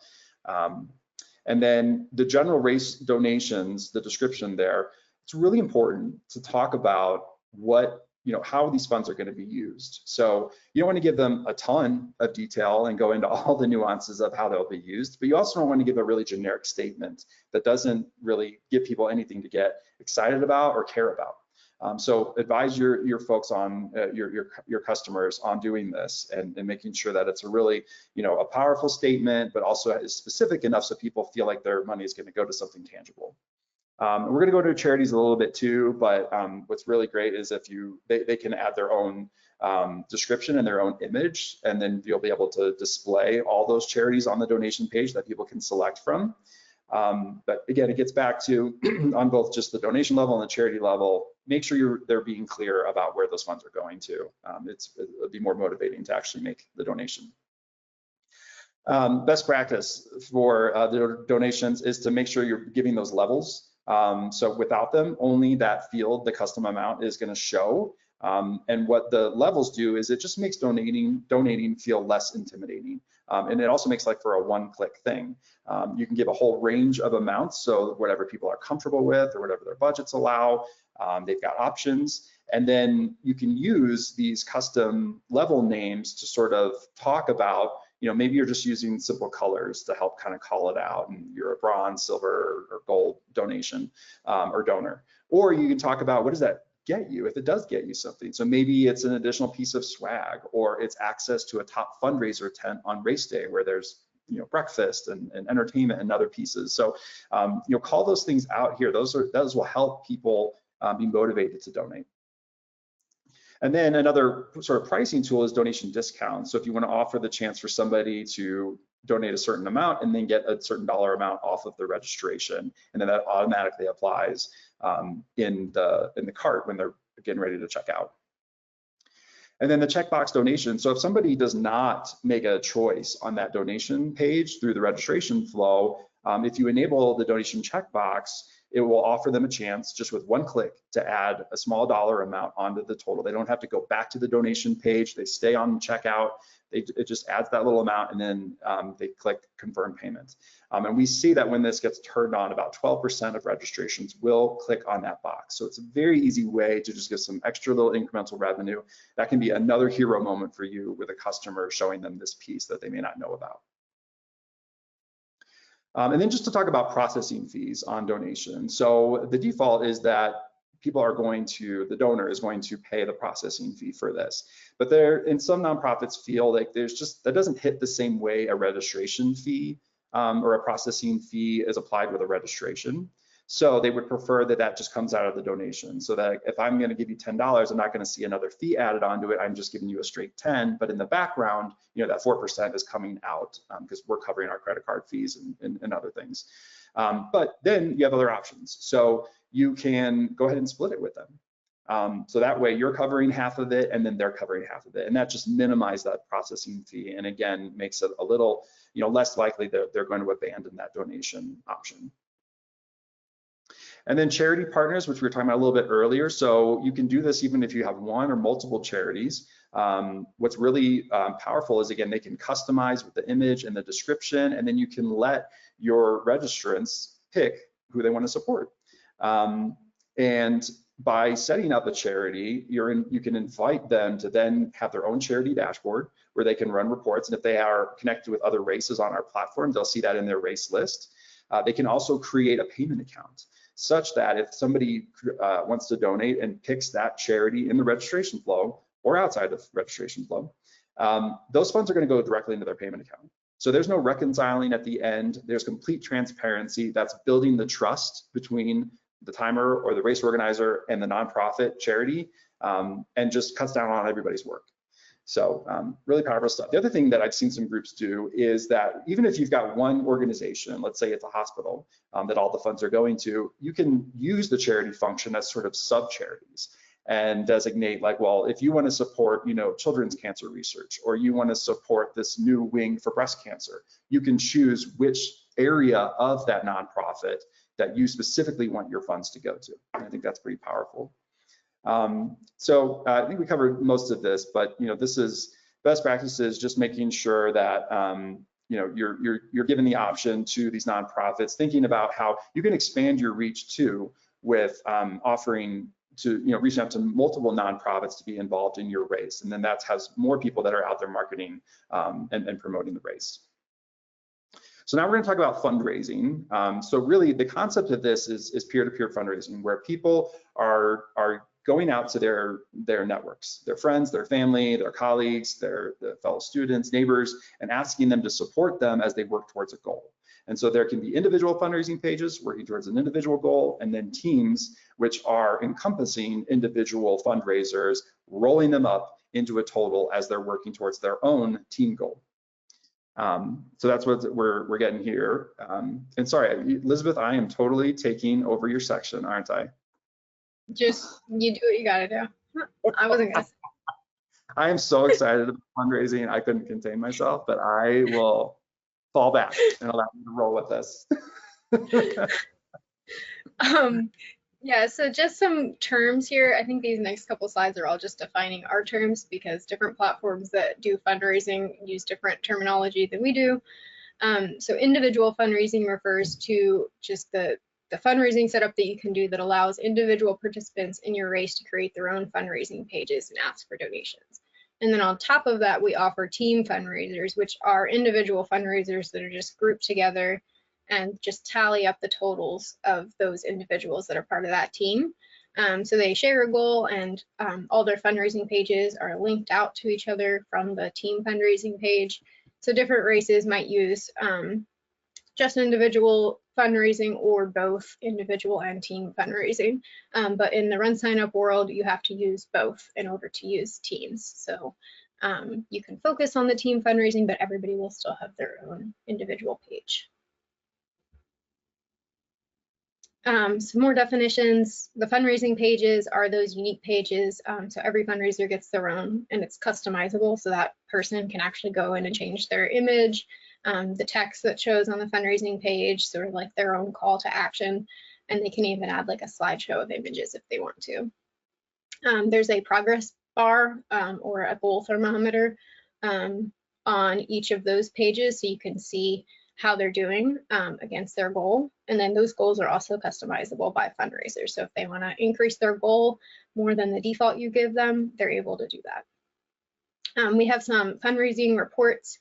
We actually have a lot of different fundraising reports now, but the main one is the fundraiser report in the back end. And then we have some top fundraiser reports that will actually show on the front. So we have like a leaderboard that you can add to your website if you want to show those top fundraisers who have raised the most. And then fundraising social sharing settings are also customizable, so you can customize what happens when somebody shares their fundraising page rather than the race page itself. So they're able to, like I said, change their own images so that when they share it on Facebook, their own pictures show up. So it's a little more personal to them. And then you can set up fundraising incentives. So these would be badges, or we also offer automatic fundraising refunds. So you can refund the registration fee for fundraisers who hit a certain goal or threshold. So those badges will show on their fundraising page, and so they'd be kind of congratulated as they hit different milestones in their fundraising journey. Fundraising can be optional, so you can turn it on but not require that everybody become a fundraiser, or you can only turn it on for certain events. So if you have like a kids race or something and you don't want to require the kids to fundraise, you can turn it off for that event. or make it optional for your main events, but have some fundraising specific events set up within your race that are required fundraising events. You can also set it to auto create fundraising pages for participants when fundraising is required for the event that they're in. So they wouldn't even see this initial setup screen over on the right. This would all get populated with the information they've already given you, with the default goal, the default images, and they would get a fundraising page, and then they'd get a notification after registering that here's your fundraising page, here's how to customize it. So it kind of saves a step in registration, especially when you're requiring fundraising anyway. We always recommend that you set up some kind of a drip campaign, whether that's using our email system to send out to that dynamic fundraiser list that we give you to keep them motivated, remind them how to do things like customize their page, remind them to share their page, give them some general fundraising tips and recommendations, and kind of congratulate them as they start raising more money. So we have a few different types of fundraising goals. So there's a field for fundraising goal that just says default individual fundraising goal. That is the suggested goal. So you can set it to $100 or $1,000, depending on the race. And that goal can be customized by those fundraisers. So they can change it to be higher or lower than the default amount. So if I sign up and I see that the default goal is $100, but I want to bring mine down to like $50, I would actually be able to change it to that. I can also make it higher. So if I want to try to raise more, I'm able to do that. The fundraising minimum field is below that on the bottom of the general settings page in the individual fundraiser settings. And that is a required fundraising goal, so that they can't change that. They can set their own goal above that, but they can't decrease that minimum. They can't lower it. So there's two fundraising minimum options there. So there's fee not waived and fee waived, and those boxes sit right next to each other. You only want to fill out one, not both, for the same event. you don't, if you set both up, they will kind of cancel each other out. So you only want to fill out one of those boxes for each of your events. And generally you want to do fee not waived. So what the fee waived one would do is actually take off their registration fee. So they wouldn't pay anything to register. So if your event costs $50, they would not pay that $50 because they're signing up to be a fundraiser. Some events do it that way, but in general, you're still wanting them to pay to register for the event, and then anything they fundraise is kind of on top of that. So most events are using that fee not waived column when they set this up. This is what a fundraising page looks like if it's fully customized by the fundraiser. So you can see the person's name is there. They have their own like profile image over on the left, and then they have a slideshow of images at the top from past events that they've done with this organization. And then they have their own custom story and a video, it looks like, that kind of explains why they're fundraising, how long they've been involved with this organization, and why they're excited to raise more money for them this year. And then over on the right of that page, you can see the little badges that they've earned already. So those are all options that just come by default. You don't have to do anything to turn all those on. They're all fully customizable. Obviously, you would want to kind of communicate with your fundraisers and let them know that all those options are there and can be customized. But even the default pages that we give them look really nice, so you don't even have to do too much to make it look good. Facebook fundraising is an integration we have with the Facebook API. So if you have turned this on, it would allow your fundraisers to click a button that shows up on their own fundraising page that would connect their fundraiser on RunSignup to a Facebook fundraiser that would get automatically generated. So they would have a matching page on RunSignup as on Facebook, and they could share their Facebook fundraiser with their friends on Facebook and get some donations that way, and those donations would get reflected on the RunSignup side as well. Obviously, that money is processing through Facebook if it's coming in that way. So the Facebook processing fees apply on that side, and the RunSignup processing fees apply if the donation's coming through us. But this is a great way to help fundraisers raise a little more because people already have kind of a built-in network on their Facebook. So this would just be, you would have to get the nonprofit that you're working with, their Facebook ID, and make sure that they're set up for Meta, like charity payments, in order to get this to work. The fundraiser minimums that I touched on earlier, you can actually set it to require people to agree to that minimum and save their credit card so that if they don't hit that goal, you can charge them the difference. So if I agree to raise $600 and I only hit 400 by the date of the race, but I still want to participate, you could charge me the additional, the difference, so the $200 that I didn't raise. This is kind of a not very often used feature, and for good reason. I think there's really specific situations where this is good, but most races don't need to use this for their fundraising. But if you do have some kind of fundraising race where a certain minimum amount must be raised to participate, this is a good option to turn on. And then even if you don't end up using the auto charging feature, you have the option down the road. All right, and then fundraising teams. We've touched on teams a few different ways, but this is the fundraising team feature that is within that fundraising tab of the dashboard. So in general, we recommend that you use either fundraising teams or social teams, not both. There's, again, some situations where you might need to connect to them and use both, but in general, if it's a fundraising focused event, just use fundraising teams, just save yourself a headache and focus on that feature first. Definitely talk to your account manager if you want to also use social teams.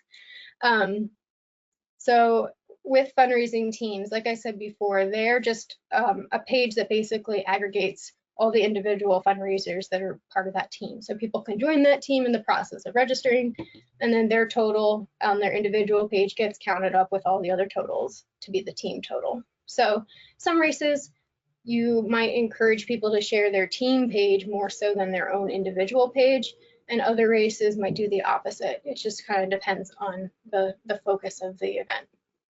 The team fundraiser can be brought back year after year using a feature called Bring Back My Team. That does need to be enabled. So when you go to renew your race, you would want to make sure you go into the fundraising team settings and check that feature off. But if the team page was customized at all, that feature would allow people to check a box that would just bring back those customizations. And it would send out an email to all the past team members and let them, it would like prompt them to sign up and join that team again. We have a new leaderboard component on the website V2 beta website feature that Steve talked about. So you can see that over on the right. This is what it will look like once you switch your race website over to website V2 eventually, and you set up the fundraising team leaderboard component. But it looks really nice. You have your top individuals and your top teams, and then your top overall fundraisers up at the top. And then we have something similar for cover pages that's currently available. So some best practices, just a few things. Obviously, you want to customize all of your confirmation emails, but the donation confirmation email, the most important thing is just to make sure that tax ID for the nonprofit that you're benefiting is in there so that people can use that if they want to claim their donation on their taxes. And also having the nonprofit's address is a good thing to add as well. You always want to customize your donation description and your charity logo when you first turn on donations, just to make sure that that donation step of registration has some interest to it. There is a setting called donation levels that we actually set up for you automatically now, I think, when you renew or create a new race. So we'll give you some default donation levels. But if you don't have those set up on your race, those are just buttons that have different amounts that people can click as they go through and register. And so if they want to just click on the $20 and add on a $20 donation, it prevents them having to type in an amount or guess at what the recommended amounts are. So you raise a little bit more money that way. We also have a donation checkbox at checkout feature that kind of does the same thing, but it's right on the last step. So before somebody checks out, they can add on $5 or $2 to their transaction that goes to the nonprofit. And then the processing fee customizations that Steve talked about, you want to just double check your settings there before you go live. Set up Facebook fundraising. ideally, again, before the fundraising goes live, and then update any defaults for fundraising. So goals, messages, images, whatever you can that you could set by default ahead of time for people so they don't have to do it themselves. You want to get that in there and then encourage them to update it if they're able to. All right, and now we're going to kind of switch gears and talk about another aspect of our platform, TicketSignup. So TicketSignup is it's built on the same exact infrastructure as RunSignup, but it is its own product. So it is kind of a more lightweight solution for events that are not registration events, but rather are ticketed events like festivals, concerts, golf tournaments. We have a bunch of light shows and Halloween events. So really, nonprofits that you might be working with for your races already might have some of these types of events, or you might know people in your community from organizing races that are doing these types of events. So this is a great way to kind of expand your business and or just refer people to it if they have some sort of ticketed event that might benefit from it. Just like with RunSignup, you get a full website for free that uses the new website v2, email for free that uses the new email v2, and the same search engine optimization and ticket event search that we have on races. We have a similar but separate check-in app for tickets, so it's a little bit more customized to what you would need for a ticket event rather than a race. And then we offer the same exact pricing and partner revenue share. So if that's something that applies to your business, you would also get that on a ticket event that you set up. So this is really a great opportunity if you do have other types of clients that are not races, or if you just have people that you want to refer to your business that you can help with different aspects of their events. So here are some features that we offer. If you have a multi-day type of ticketed event, you can use that calendar that's over there on the right. So if you have different dates, you would set those up in the system and it would just generate into a nice looking calendar that you can put on the cover page. We have flexible pricing features that work well for tickets, like cart discounts if you spend more than a certain amount or if you buy more than a certain number of tickets. It's a much faster checkout process because we're not asking for a login, we're not asking for personal information from every single person. You're just selecting how many tickets you want and checking out. You can also sell tickets by date, so that's what the calendar does, or by time. So if you have different times that people can enter the event, you could set those up as well. This is kind of a general guide if you're trying to assess whether an event should be set up on RunSignup or TicketSignup. So on RunSignup, we're generally going to be collecting information for every single person who signs up, and that's usually like age, gender, name, things like that. On TicketSignup, you're not collecting all of that. On RunSignup, you're having people go in multiple times potentially to manage their registration, update their information, sign waivers, look at results. So they need to have an account on RunSignup in order to do all of that. RunSignup also offers fundraising and teams, which we don't have on tickets at the moment. So if you don't need all of that, the ticket platform is probably better. There's less information collection, so it's a faster checkout process. People can buy tickets in bulk, or you can import tickets in bulk without accounts. People don't need to have a RunSignup or TicketSignup account at all to go in and manage their own tickets. So there are some limited things that they can do with their own tickets without even having to sign into our platform. We offer donations on tickets, just not fundraising, so that part's still there. And then you can group the tickets in more complex ways than you can with races. So if you have a bunch of different options, there's a lot more ways to customize that since we're accommodating for different types of events that might have multiple days, multiple time slots, or multiple levels like VIP and general admission.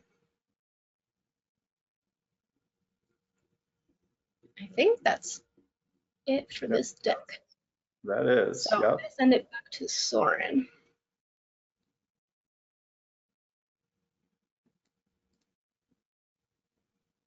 All right. Thank you, Elizabeth.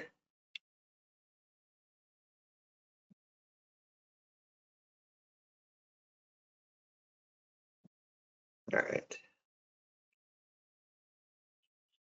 Can you see my screen there? We sure can, Yes. Jeff. All right. Resources and next steps here. Oops, there you go. One thing to keep in mind is that we have help resources. I know that we've all touched on those. We have so many there. Like Steve mentioned, we have the specific in-help product parts there. So those guides go, like he said, to the specific areas. If you Google us, there's lots of help there. If you're looking for specific help with the race in race day scoring, there is a get help function within race day scoring that functions a little bit differently. It sends us a backup of your race and allows us to respond to that and see what you see. So it kind of works hand in hand with the overall help process. One thing that we definitely do recommend you do is create a test race. It's the best way to learn how the different features work and interact with each other. It's also a really good way to demo your services for potential clients. Set up in draft mode, which will keep it offline. Some features won't show, but really nothing that will inhibit what you're trying to do there. Set up as a private race so that it's not indexed for calendars and searches. You can also set a password to prevent registration and test your setups. I think Elizabeth touched on this with having race directors do a test registration. Always do a test registration and just go through that flow as a participant would. Some support contacts. We have info@RunSignup is up 7 days a week there for your general RunSignup support. For race day scoring support, you can open a help ticket from race day scoring with the get help function. You can reach out via raceday@runsignup.com. You can also schedule training sessions with me or someone else on the team for specific products or specific setups and instances. Probably spend a couple hours each week just reviewing people's race setups. So it's a great way to transition to that scoring platform.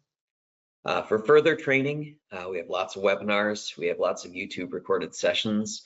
So check out the Learning tab on our website for more information there.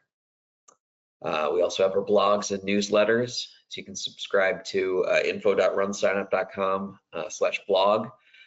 We send out all sorts of updates, best practices, case studies, announcements. We have a newsletter to summarize those updates. There's a RunSignup newsletter, there's a timer specific newsletter, and there's a TicketSignup newsletter there. As I just mentioned, the monthly timer newsletter is a great way to stay up to date on product launches, product updates, and new features there. We're always updating, improving, and adapting. So there's always lots to check out there. And staying on top of that also helps you communicate that to your clients, the races. We do Timer Tip Tuesdays, which I think the next one we have coming up, is the cross-country scoring best practices for race day scoring. And now they're getting into that part of the season. So for your next steps for RunSignup Timer certification, first thing is please take the quiz by August 9th. So you can go get the handout from the GoToWebinar, and we will email you out both the materials, the quiz, a recording of this, and the slide deck. So you can either see a link on the website for this once it's up, or email info@RunSignup. But we will be following up with those materials in the coming days. What's next? You'll get that email certification confirmation. Official badges will be added to your timer profile, and we'll just continue on with training opportunities. So there's other certifications if you don't have them already. Highly recommend them: Race Day Scoring, Race Day Check-In, and Race Joy. RaceJoy is a very important one to have if you do want to offer RaceJoy. You do need to be a certified timer on RaceJoy to do that. Why should you get certified? Well, so you understand these things and can sell these services to your clients, but also it showcases you on our timer search. So timers do want to, or races do want to see that, and those of you with all 4 certifications appear first in that timer search. So do make sure that you have your timer account all set up and up to date, and that you're getting all those 4 certifications and keeping those up to date there. That being said, does anyone have any questions? Do we see any questions in the chat that we want to address? I'll give people a minute if they want to put anything in here, but it's pretty caught up. All right, I think we're good. All right. Thanks, everybody.